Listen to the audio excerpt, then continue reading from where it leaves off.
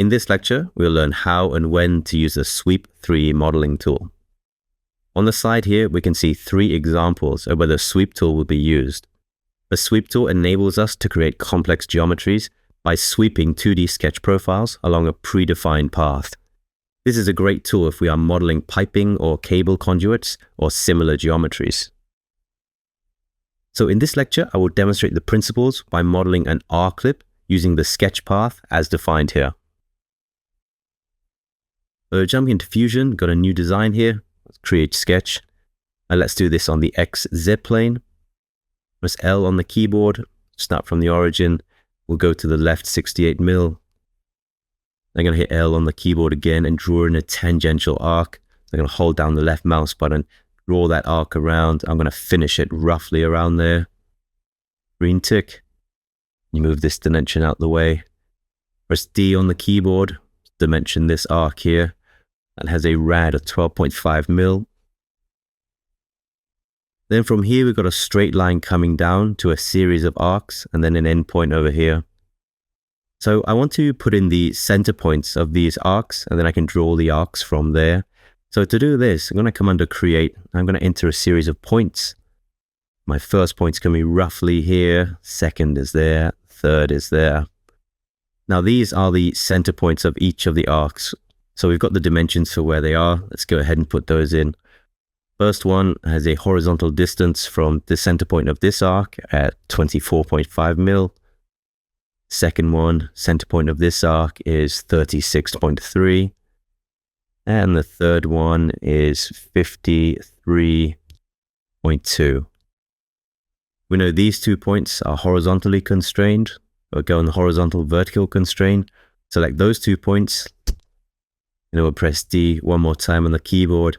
And we'll put a dimension in from here to the origin. So that height dimension there is 12.5. And then the height dimension to the origin from this point is 5.6.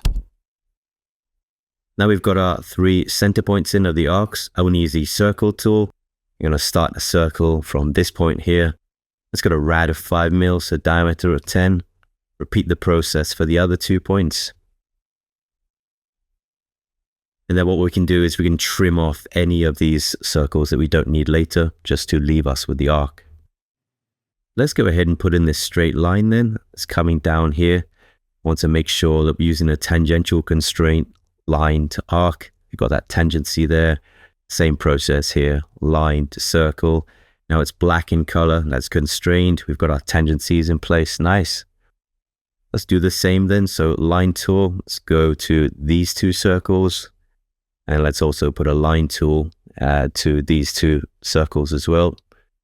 Again, tangency constraint, line to circle, same process here. Okay, all in black color, looking good. And you can now start to see the part of the circle that will be soon to trim off. We've got one more line, which is a line that just finishes off this sketch. I'm going to put that point up here.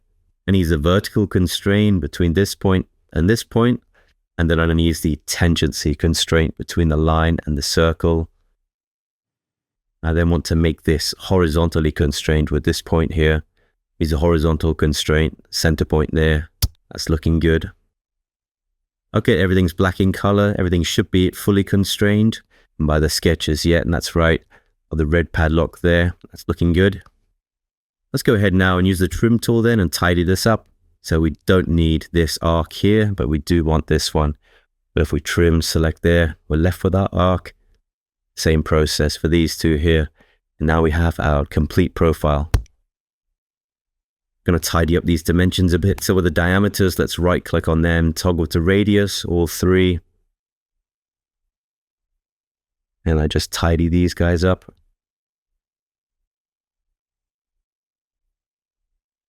Okay, so that's one sketch complete. And what we're going to do is we're going to finish sketch there. That is our path. Let's go back on the home view. And now we're going to do another sketch, which is going to be our profile, which is going to begin here. And let's go and create sketch. In this case, instead of drawing on the XZ plane, we want to be drawing on the YZ plane. I'll select the YZ plane, zoom in, and now you'll see we're looking at a 90-degree angle to how we were looking before. And we're going to start off with a anti-diameter circle from the origin, which if I rotate the model, we'll see is the beginning of our sketch path. We're going to put in a diameter there at 5 mil, press enter.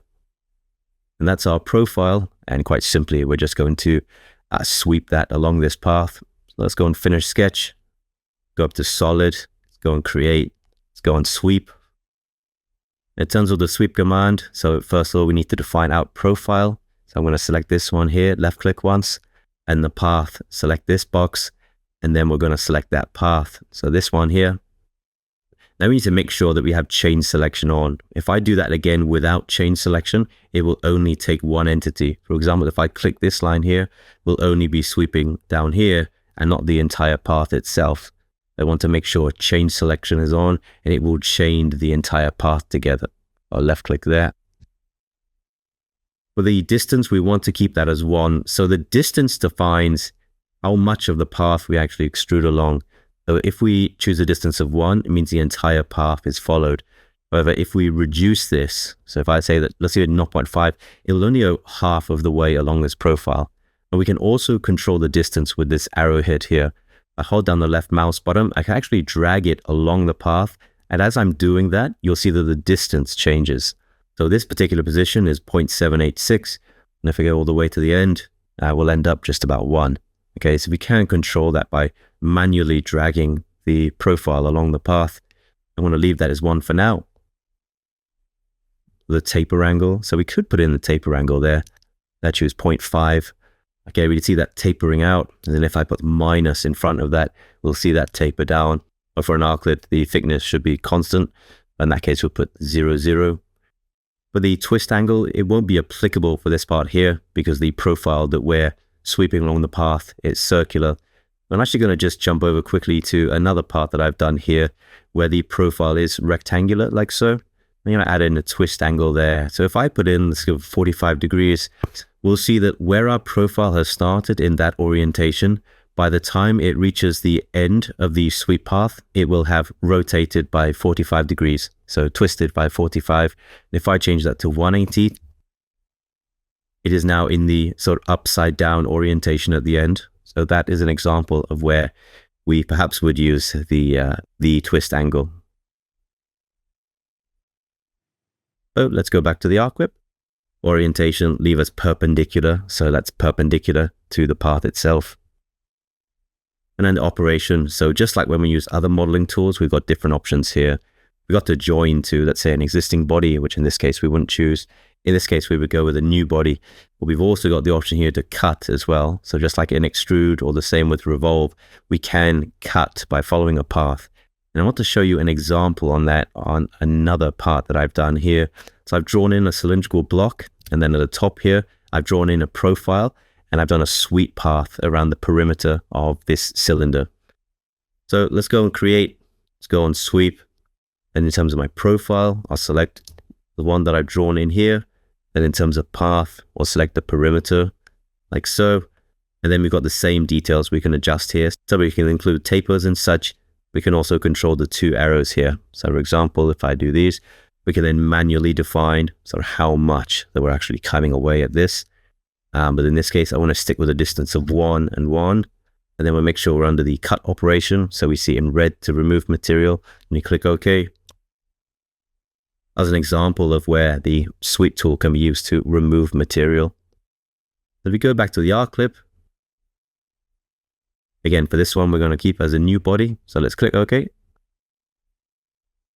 And there we have our complete arc clip. What we can do is change the visual style. So if we put shaded with visible edges, we can then see, we can see more of the geometry and intersection points between how we did the sketch. And I'll leave that as just shaded for now. So it's a really useful tool, and now you understand the principles behind it. We can assess based on what we need to model if we need to use the sweep tool, or the revolve tool, or the extrude tool, which is what we've covered so far. Okay, so I will see you in the next lecture.